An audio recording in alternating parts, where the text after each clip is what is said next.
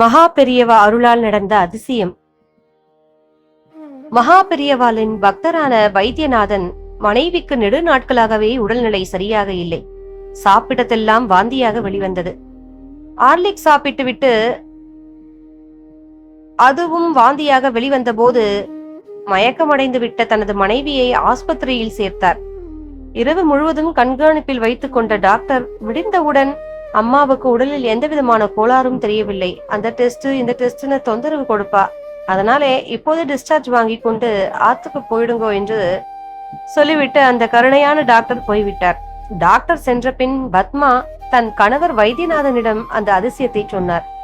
நான் முதல் நாள் நினைவிழந்ததும் மகா பெரியவா தனக்கு காட்சி கொடுத்ததாகவும், உனக்கு எல்லாம் சரியாகிவிடும், நாளையிலிருந்து காலையில் பல் தேய்த்தவுடன் ஒரு வில்வத்திலே கொஞ்சம் விபூதி வச்சு முதலில் சாப்பிடு, 45 நாட்களில் எல்லாம் சரியாகிவிடும் என்று அருள்பாலித்ததாகவும் பத்மா சொன்னார். மகான் சர்வ வல்லமை படைத்த வைத்தியராயிற்றே. மறுநாளில் இருந்தே வில்வ வைத்தியத்தை ஆரம்பித்தார் பத்மா. 45 நாட்களுக்கு இன்னும் 2 தினங்களே மீதி இருந்தன. ஞாபக மறதியோ அஜாகிரதையோ வில்வம் பறித்து சாப்பிடாமலேயே காபி சாப்பிட்டு விட்டார். 45ஆம் நாள் வைத்தியநாதன் தன் வேலைக்கு கிளம்பி கொண்டிருந்த சமயம் அவரது மனைவி பத்மா வயிற்று குமட்டல் என்று வாந்தி எடுக்க அது ரத்தமாக இருந்தது கண்டு கணவர் ஆடி போய் ஆஸ்பத்திரிக்கு மனைவியுடன் விரைந்தார். போகும்போதே மனதிற்குள் மகானிடம் முறையிட்டுக் கொண்டே போனார். மகாபிரபு, தங்களது கட்டளைப்படி செய்து வந்த வைத்திய முறையில் 2 நாள் தடைப்பட்டது உண்மைதான். ஆனால் என் நம்பிக்கையின்மையாலோ அஜாக்கிரதையாலோ ஏற்படவில்லை என்பது உன் திரு உள்ளம் அறியும்.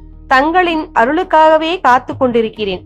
டிபியாக இருக்குமோ என்று வைத்தியநாதன் சந்தேகப்பட்டார். உங்கள் மனைவிக்கு வெறும் பலவீனம் மட்டும்தான், டிபி எல்லாம் இல்ல, வீட்டுக்கு போங்கள் என்று பரிசோதித்த டாக்டர் சொல்லிவிட்டார். மகானிடம் காலையில் முறையிட்டதை அவர் மறந்தே போய்விட்டார். ஆனால் என்ன நடந்தது தெரியுமா? அவரது மனைவி புதிய தெம்புடன் அவரை வரவேற்றது மட்டுமில்லாமல் ஒரு அதிசயமான செய்தியையும் சொன்னாள். மத்தியானம் பக்கத்து வீட்டு மாமி இங்கே வந்தார். நேற்று சென்னையில் அவரது பிள்ளையின் கல்யாணம் நடந்ததாம். நடந்தவுடன் பிள்ளையுடன் இளையாத்தங்குடியில் முகாமிட்டிருக்கும் மகா பெரியவாளை தரிசிக்க போனாலாம். தரிசனம் முடிந்தவுடன் அந்த மாமி மகானிடம் சொன்ன விஷயம் இது. நான் டெல்லியிலிருந்து வரேன். எங்காத்துக்கு பக்கத்திலே பத்மான்னு சிநேகிதி ஒருத்தி இருக்கா. அவளுக்கு உடம்புக்கு ஒன்று போனா ஒண்ணு வந்துட்டே இருக்கு. பெரியவா அனுகிரகம் பண்ணி அவளுக்கு பிரசாதம் கொடுக்கணும்னு வேண்டி இருக்கா. பெரியவாளிடம் பத்மாவின் சிநேகிதி, உன் ஃப்ரெண்டா? பெரிய உபகாரியா? அடிக்கடி வாந்தி எடுக்கிறாளாக்கும். எல்லாம் சரியாகிவிடும் என்று சொன்ன மகான் ஒரு இலையில் சுற்றி பிரசாதம் கொடுத்ததாகவும் அதை பிரிக்காமல் அப்படியே அந்த மாமி என்னாண்ட கொண்டு வந்து கொடுத்தா. அதில் பெரியவா என்ன பிரசாதம் கொடுத்திருப்பார்னு உங்களால் யோகிக்க முடியுமா என்று வைத்தியநாதனின் மனைவி அவரிடம் கேட்டார். ஆனந்தம் பொங்க கேட்ட அவரால் எதையும் சற்றென்று யூகிக்கவே முடியவில்லை. அந்த மகான் பிரசாதமாக அனுப்பியிருந்தது விபூதியா, குங்குமமா, கல்கண்டா, இல்லை திராட்சையா? இதில் ஏதும் இல்லை.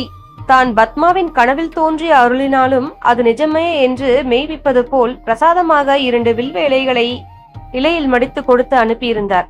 அதாவது வில்வம் சாப்பிடாத அந்த 2 நாட்களுக்கான வில்வ இலைகள் 2. பத்மா அதற்கு பின் எந்த விதமான உபாதையுமின்றி வழக்கமான உணவை உட்கொண்டார் என்று சொல்ல தேவையில்லை. எப்படிப்பட்ட இடர்வரினும் மகா பெரியவாளே சரணாகதி என்றடைந்து விட்டால் போதும், எல்லாமே நல்லபடியாக முடியும் என்பது உண்மைதானே. இப்போது இந்த செய்தி எங்கோ யாருக்கோ தேவைப்படுகிறது என்று மகான் என் மூலம் உணர்த்துகிறார் என்று ஆத்மார்த்தமாக நான் நம்புகிறேன். ஜெய ஜெய சங்கர, ஹரஹர சங்கர.